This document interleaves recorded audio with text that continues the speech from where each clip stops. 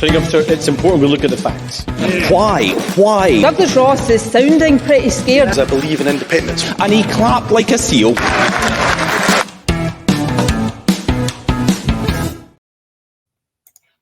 Hello and welcome to another Planet Holyrood. I'm Paul Hutcheon, political editor of the Daily Record.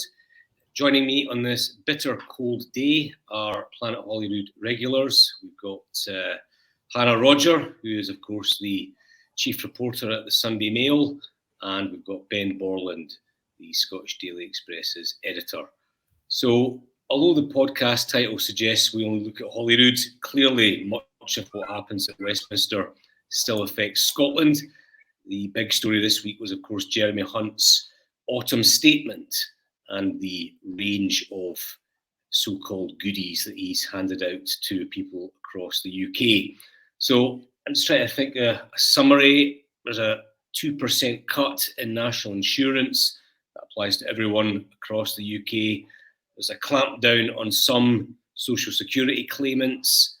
Alcohol duty was frozen, and I think there's about £500 million extra for Holyrood over 2 years. So, Hannah, just starting with you, is this a game-changing announcement from the Tories that will propel them to victory at the next election, or is it just more of the same, shoveling more money to people who don't need it? Well, I don't think it's game-changing in any sense. I don't think there was any kind of massive, sorry, my cat has decided to jump on me while I'm answering the question. I don't think it was particularly game-changing. I do think it's the budget that should have probably been brought in last year instead of that idiotic quasi-Kwarteng and Liz Truss disaster. But, you know, I find it interesting that the Tories are sort of touting this as tax cuts and, you know, it'll be amazing for jobs and businesses, etc., when, well, hardly anyone's talking about the fact that it's going to end up pushing more people into higher tax brackets and therefore they're going to have to pay more tax in the end. I think it's been quite sneaky.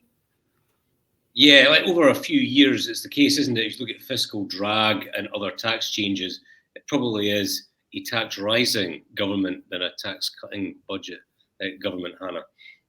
Yeah, well, I mean, exactly. That's what I'm saying. You know, so it is, I would say it is pretty sneaky. And it's certainly not enough to save the Tories at the next election. But, you know, anyone who listens to this podcast in any way regularly will know that I don't think that the Tories are going to remain in number 10 after next year. I do think that, you know, it's interesting in terms of the timings of the general election. There's been talk that, you know, this budget might indicate that we might actually be looking at an earlier election rather than one near Christmas time next year. I'm not entirely sure how they've come to that kind of conclusion necessarily, but the sooner it happens, the better, in my opinion. Ben, I'll just read you a quote from some research, a statement by the Resolution Foundation. This is their reaction to the autumn statement. They say, around 40% of the gains from the tax and benefit measures announced in the autumn statement go to the richest fifth of the population. The top 20% gain £1,000 on average, 5 times the gains seen by the bottom fifth, which was £200. I mean, this is just basically more bribes for Tory voters in a sort of desperate bid to keep them in the fold, isn't it? No. I think you summarised the budget very well at the start there, Paul. But for me, I think you missed the number one headline, which was the pension, state pension. Triple lock will go ahead next year. There's been a lot of speculation that it wouldn't do, but it looks as though pensioners... That's not that. They're just keeping something that they already have. It's not like they're saying, oh, we're giving you this extra thing. They're just saying we're not taking it away. Well, the speculation was that it was going to be taken away. But, you know, the triple lock stays, 8.5% rise for pensioners. Thanks largely to the Daily Express and our constant campaigning to ensure that we hold the Conservative government to account and ensure that they do keep their promise. Our readers are delighted. I can safely say, having seen some of the letters and the emails that come in, that the state pension is protected. So I think that for us, certainly that's the headline giveaway. The national insurance cut, I think it's good news.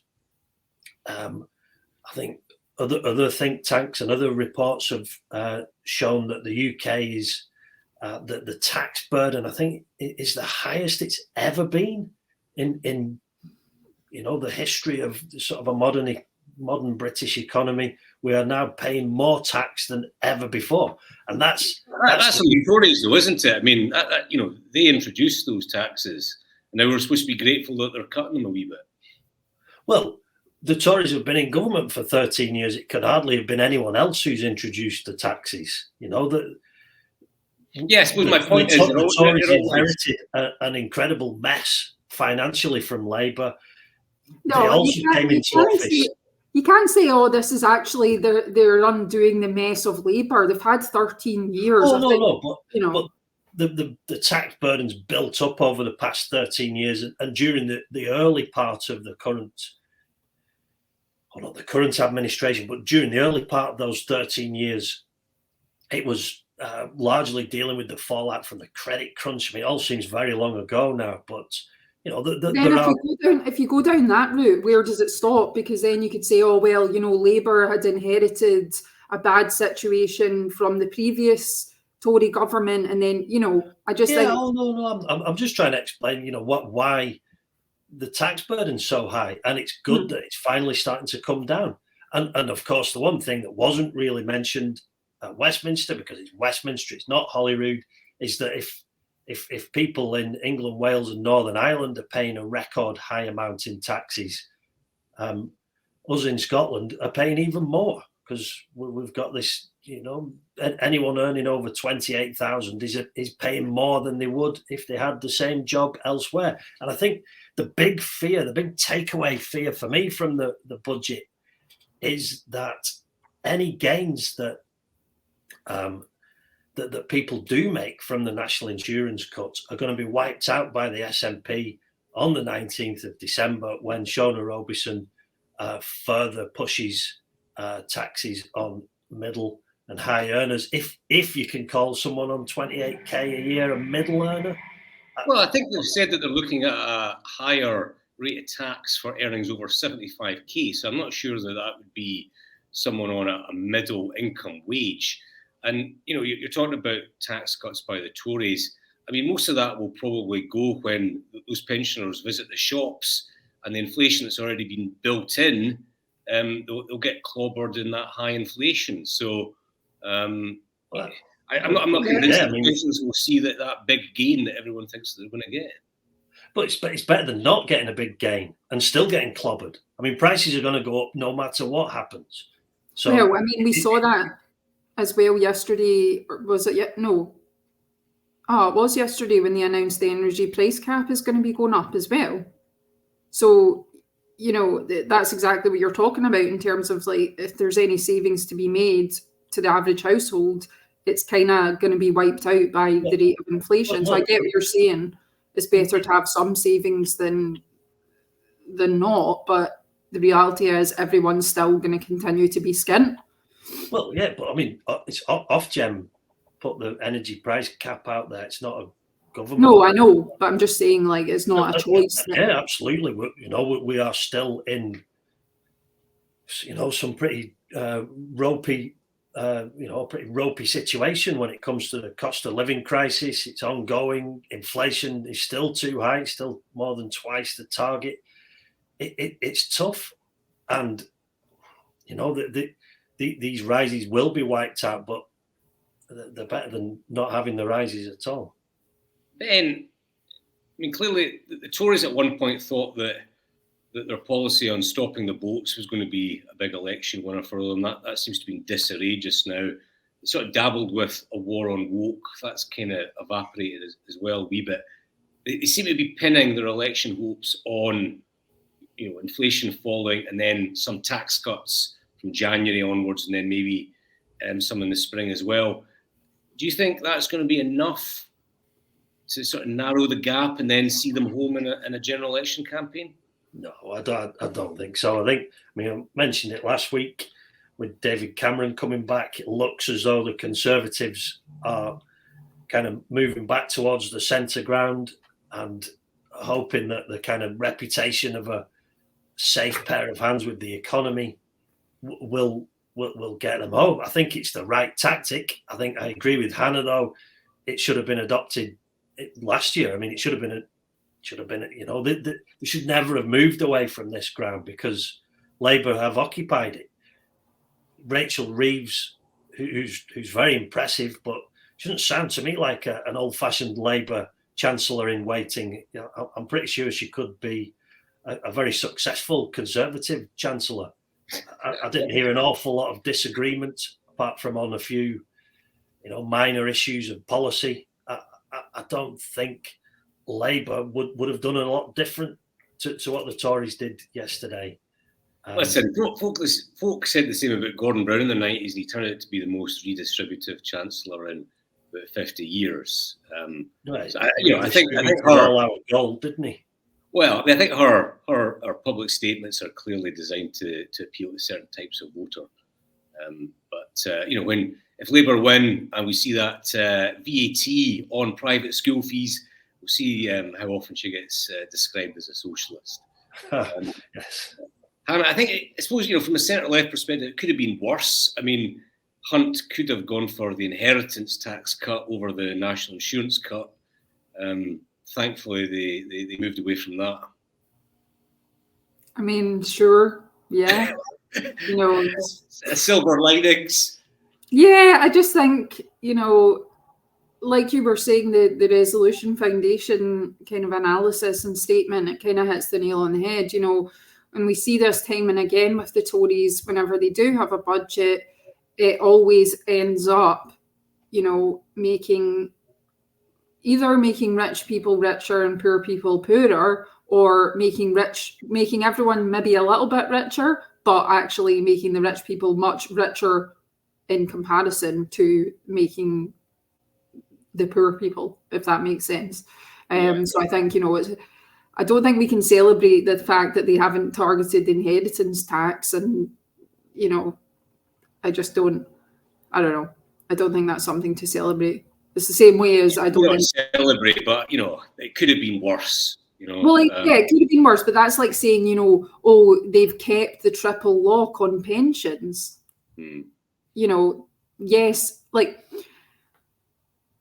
I'm not going to delve into conspiracy theories or anything like this, but you could say that there's been a ruse to make people think that they were going to take it away, and then when they didn't take it away, it would make everyone happy that they didn't take it away. Like Ben, for example. Ben is delighted that they've kept the thing that they already had. And Hannah, if what you're saying is true, that would mean that the Tories are deeply cynical. Are you seriously suggesting that? Well, but we've seen it kind of. I mean, this is what happens, right? This is what happens with governments. They kind of leak out ideas, theories, to try and test the water to see what the reaction is. I mean, you see it all the time. Like you saw it with Priti Patel when she was saying that she was going to use decommissioned ferries and oil rigs to put asylum seekers on, and it's to test the reaction from politicians from within their own party, with the public, etc. And then they think, oh, this reaction's a bit too strong, we better roll back on that. Mm-hmm. And I think that, that's potentially what has been happening here. So I'm not going to say, oh yes, thank you so much for keeping the triple lock on pensions, because they shouldn't be getting rid of it anyway. Moving on, Ben, it was a big story yesterday. It was actually broken by our very own Chris McCall. He got it first. The last remaining oil refinery is going to be shut at Grangemouth in a couple of years.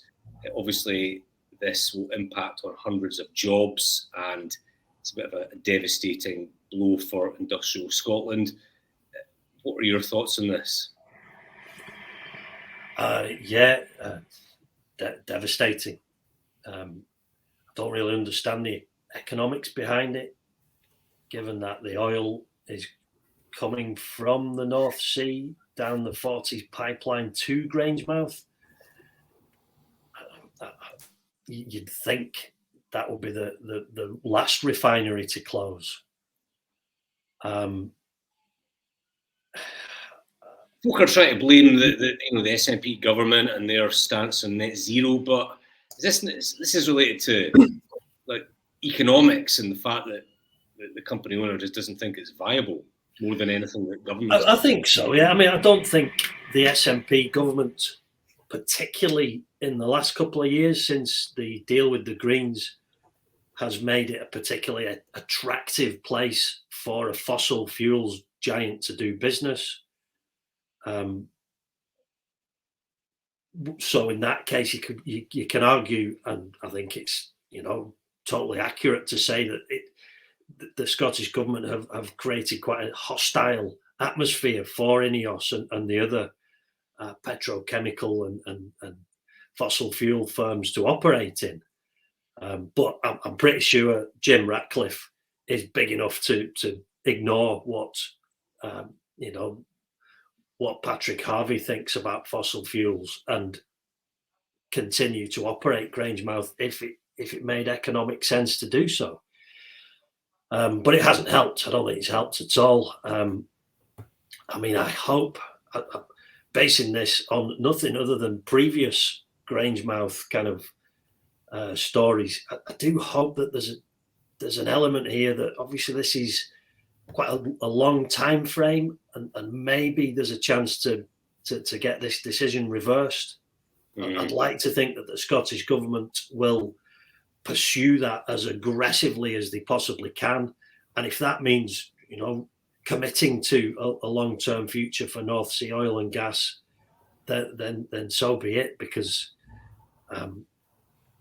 with the sort of 18-month lead up to the refinery being closed down, I just think there's an opportunity there to say, look, let's get round the table, let's try and hammer out another 10 years, another 15 years out of this refinery, keep these, I think it's 550 direct jobs, keep them going, and support the local economy. Do you not think it kind of says a lot about what business potentially thinks of the SNP? I mean, that might be a bit too kind of broad, but we know that the SNP is kind of aware that it's got an issue in terms of how it appeals to business, and it's not seen as particularly strong in terms of taking business incentives and that sort of thing. And I just wonder, is this just the latest example? Are we going to see more kind of large companies pulling out of Scotland, shutting down their stuff, or do you think this is just a one-off? I don't know. I don't know. I just think with business, they want to be left alone. There's probably a few examples of where direct policies by the Scottish government, like DRS, have maybe harmed specific sectors and businesses. But by and large, I don't think the Scottish government has an agenda that is kind of pro or anti-business. They're just kind of more asleep at the wheel than anything else. Yeah, but then you look at things like the DRS scheme, which was so disastrous, and that must have had an impact. It must have had an impact on confidence from business. But I'm not saying the SNP government has an agenda that's anti-business. I mean, that would be kind of stupid, right? But I don't know. But anyway, I agree with Ben actually for once, in that I think because it's such a long time frame, hopefully a resolution can be reached before it does shut down and those 550 people lose their jobs, because that would be absolutely appalling. What do you make, Hannah? What do you make of it? Obviously, it's a disaster in terms of the jobs, but the fossil fuel industry is filthy, and it's a disastrous industry in relation to climate change and the sort of damage it does. What do you make of? Is there potential here in terms of net zero and the so-called just transition, maybe moving to cleaner energies? I mean, to be honest, I'll just hold my hands up. I'm not an expert in green energy and just transition, etc. I mean, I do think obviously at some point it'll need to come to a point where we stop relying on these polluting fuels and industries. But from a fairly basic knowledge of the problem, I don't see anyone coming up with a solution. So the thing that you hear all the time is, oh, we need a just transition, we need to move away from oil and gas, we need to move away from X, Y, and Z. Yes, that's great, but what's the alternative? Like, that's what I'm kind of confused about. You know, it was the same with the North Sea oil and gas stuff. It's like, right, so are you saying that all the workers who work in North Sea oil are just going to suddenly start working in a different industry? No, I mean, I think that like phrases like just transition are kind of slogans. Well, yeah, I mean, what does that even mean, just transition? No, just transition what? I mean, you know, people can say it, but in terms of jobs on the ground, it seems to be nonsense. Yeah, but my point anyway is I do agree. I think that obviously we know that these things are polluting to the environment, but as far as I can tell, I don't know what the alternatives are. It just seems everyone wants to stop using them, but I don't know. I haven't seen any proposals for, you know, an alternative that could be done to that scale and provide the same level of energy or whatever the fuel might be in a green way. I don't know. It could, I mean, yeah, I'll be honest that it could be that I just don't know because I'm not, as I say, an expert in that area, but I just don't see them having a sort of viable alternative to it right now. Sorry, on you go. I was just going to say, I mean, I think 70% of Scotland's filling stations get their petrol and diesel from Grangemouth. We're just not in a position right now to close this refinery. Those petrol stations are going to need to get the fuel from somewhere else. It's going to have to be shipped up from down south. Mm-hmm. And, you know, clearly the country needs this refinery working. At some point, as we move towards net zero, these refineries will close, but we're nowhere near that point at the moment.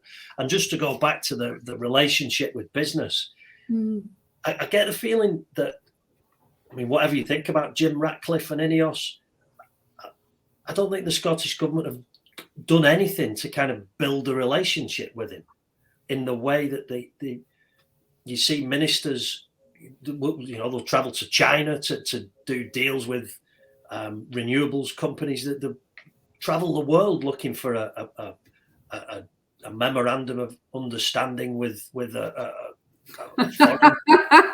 foreign nation over renewables.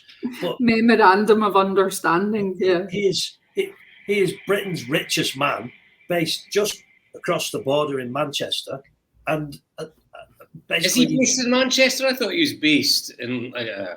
Well, sorry, no, he's based in Monaco, but he's but he's not based in Manchester. No, he's based in Monaco. But either way, clearly Grangemouth. I think I've seen stats that may or may not be true that it's responsible for 4% of GDP. I mean, Jim Ratcliffe should have been invited to Butte House for dinner every other month. They should have been rolling out the red carpet for him. And basically ignored him. Well, I mean, I reckon Ratcliffe, if you got an invitation, he'd be like, well, why would I want to go? Is it in my why would I want to go? What are you going to do for me? That's the business thing. It's kind of where Salmond, you know, in the early years of the SNP, Salmond was very good at this. He was offering business incentives to come here. Now, sometimes that backfired and he got into trouble for perhaps overstepping the mark, but he was trying to create a business-friendly environment. Sturgeon clearly had no interest in that. Humza Yousaf just seems utterly clueless about anything. And, you know, we've lost that kind of motivation to make Scotland business friendly. Just moving on, Ben, just another story that caught my eye because we've only got about 6 minutes left. Lee Anderson, who I'm told is a Tory MP but is also clearly a clown, was talking about the government's collapsing Rwanda policy for asylum seekers, and he's basically suggested an alternative, which is instead of sending asylum seekers to Africa, they should instead be sent to Orkney. What do you make of that? Can I please? On you go. Hannah, you go first. I know you've probably got strong views on that. So I think that Lee Anderson has read my story that I wrote when I was working in Westminster, which said that the UK government were considering using remote Scottish islands to house asylum seekers. I think that that's where he's got that from. I also think Lee Anderson... You've given him the idea. It was me. It was my idea. No. No, Lee Anderson is... What is the term? One that we can actually use. Yeah, but he's one of these... He says things in a way that I think comes across as, I'm just saying what the average person thinks and I'm plain speaking, blah, blah. And it generates all these ridiculous headlines. He knows fine well that what he says is never going to happen. I mean, he's the MP who suggested that anyone who goes to a food bank is only doing so because they don't know how to cook. I mean, this guy is probably got one brain cell. He just shouldn't be an MP. A wind-up merchant, isn't he? He's what? He's a wind-up merchant. He's just bamming everybody up all the time. But, I just think he's not to be taken seriously at all. And, yeah, I mean, I'm sure people in Orkney would welcome asylum seekers and refugees, but it's not about that. It's just about some idiot making comments that he thinks are funny that will generate headlines. But he's copied from me. Exactly. So, thanks, Hannah, for giving them that idea. Yeah. Ben, as we all know in this trade, press offices can sometimes be quite slow to issue statements, but the Scottish Tories very swiftly issued a statement on this story. They said, "This suggestion has no basis in fact and is not UK government policy." So I can't see Anderson getting invited up to Scottish Tory conference. Can you? I like you. I think it was a bit of a wind-up. I did notice Lee Anderson posted on X, formerly Twitter, this week, a photo of him posing. I probably should have warned the production team in advance about this. I never thought, so apologies. Posing arm in arm with Ian Blackford. Oh, yes. Yes. And they were both grinning like Cheshire Cats, clearly very friendly.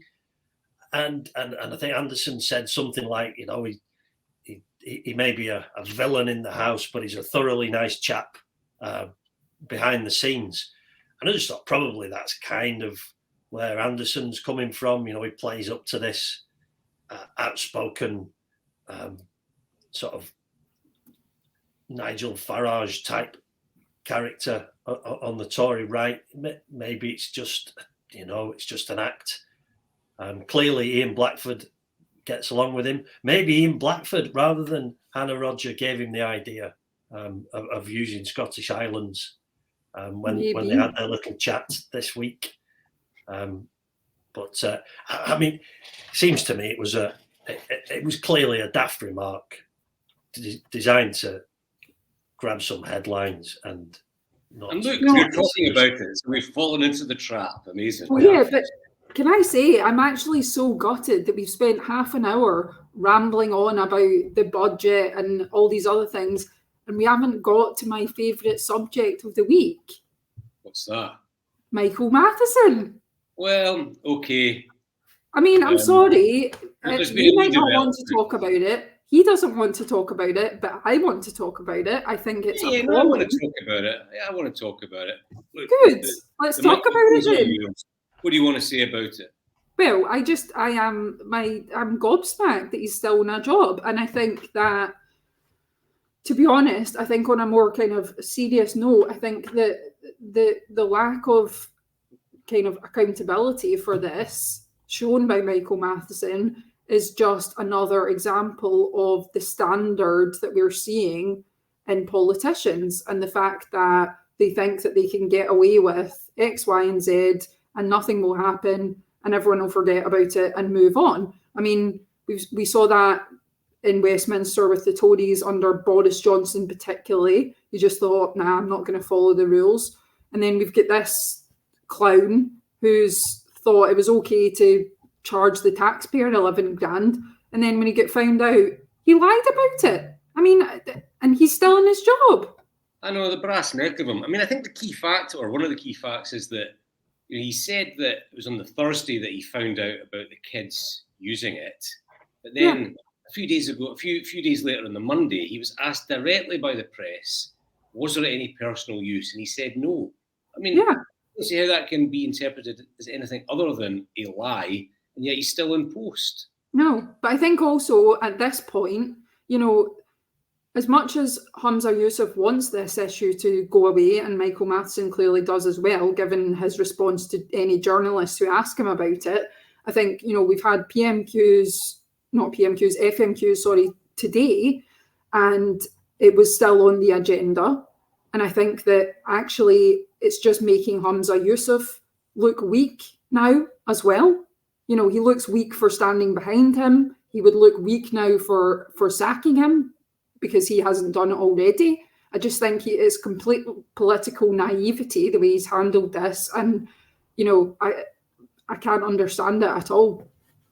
Ben, Humza had a pretty awful FMQs today. He was on the rack again. Worst I've ever seen.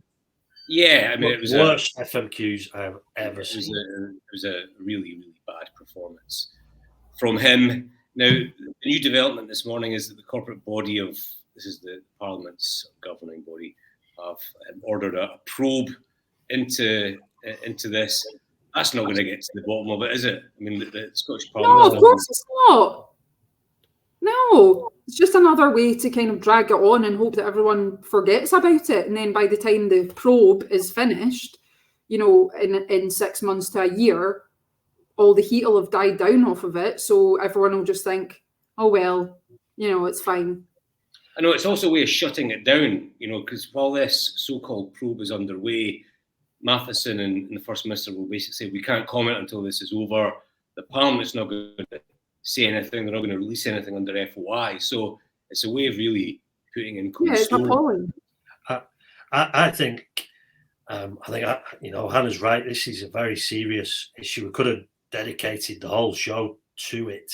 I wish we had. I'm sure it won't go away. I'll just say, I think this is a kind of symptom of the utter sort of breakdown of democracy in Scotland. And it's only going to get worse. But I don't think it's just Scotland though, Ben. Well, because we've got a First Minister and a government that we didn't vote for. We voted for Nicola Sturgeon and her administration. That's gone. That's gone out the window. But the same is true of Sunak, though. It's not just a Scotland thing. Well, yeah, but we've got a general election next year. You know, whenever this happens at Westminster, there is a clamour and an outcry, and the democracy's under threat. It's happened, you know. This is not. No, we've not got a Holyrood election until 2026. This is an unelected government running the country. Brown took over back in 2007. There wasn't an election. I think Truss took over. There was no election. Didn't Boris take over and there wasn't an election? Yeah, he took over from Theresa May. I don't think that's the main issue. Boris took over in June and there was an election in December. Brown took over everyone voted in 2005 on the basis that Tony Blair was going to step down and hand over to Brown during that term. And it took him 2 years. It took him a lot longer than anyone expected. We've had 4 prime ministers, you know, who have basically just not called in elections. I don't really see how it's simply a Scotland issue. Well, because I there's don't think always there's been a an problem election with you. within a reasonable amount of time.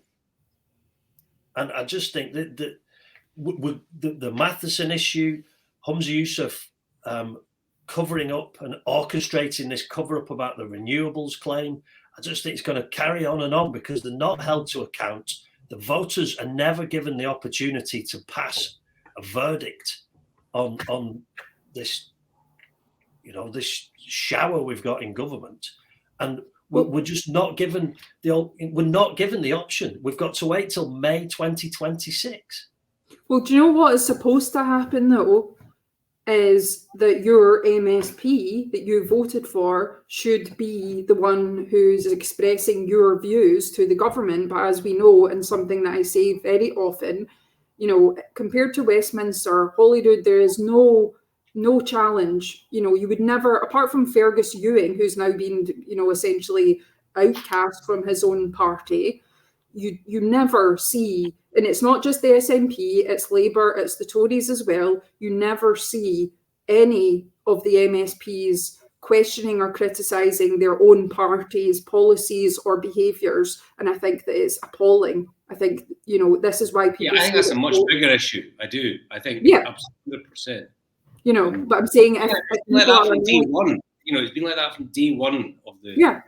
I think it's embarrassing, like in Westminster, at least, when Boris Johnson was at the end and he was really just a disaster, all the ministers started resigning. His own MPs were standing up in Parliament asking for him to go. Why the hell are SNP MSPs not now publicly coming out and saying Michael Matheson must resign? He is damaging our reputation and the government. I just think it's embarrassing that nobody has done that yet, and they should be ashamed. No, I agree. Okay, winding it up. Good week, bad week. Starting with you, Hannah. Well, my good week is, both of these actually are sarcastic, but my good week is Michael Matheson for managing to stay in his job until now. So well done, Michael. Congratulations. Well done, Michael. Round of applause for you. And my bad week is basically working people after, that shambles of a budget yesterday. Ben? Well, segueing neatly into my good week, got my Conservative rosette on. Jeremy Hunt, I think, had a good week. I thought it was a good autumn statement. I think, as I said before, Hannah was right. It's too little, too late. But I think Rishi Sunak and Hunt make a good team. They actually look like a government, but probably too little, too late. But I think it was showing, what we could have had last year, or perhaps, a few years ago. In general, quite a sensible, measured budget. Bad week, on the same theme, Shona Robison. The ball is now in her court. She's got to somehow balance the books. And we were talking before about how the national insurance giveaway could be wiped out by rising prices and inflation. It could be wiped out much sooner than that by Shona Robison on December the 19th. And I think they need to get out of this one. How can they avoid taking the money back that has just been handed to everyone and taking it back from working people in Scotland? I think she's got a tough job to do. And you mean like folk who are earning over 75k a year? Well, let's wait and see what the actual tax decisions are. It's certainly people who are earning a lot less than that who've been hammered in previous years. True. I think if it is just over 75k, then I don't think anyone could complain too much. I think the final analysis on this budget stuff. Over the last few years, we've had two tax-raising governments, one in Edinburgh and one in London. they've both done it. Anyway. But anyway, so yeah, good week, bad week, that's it over. That's it for another week. Thank you for your moderate conservative opinions. Ben, thank you, Hannah, for providing the progressive centre-left view as ever. You're welcome. I hope all the viewers enjoyed it, and I hope you tune in next week. I think it's important we look at the facts. Why? Douglas Ross is sounding pretty scared. I believe in independence. And he clapped like a seal.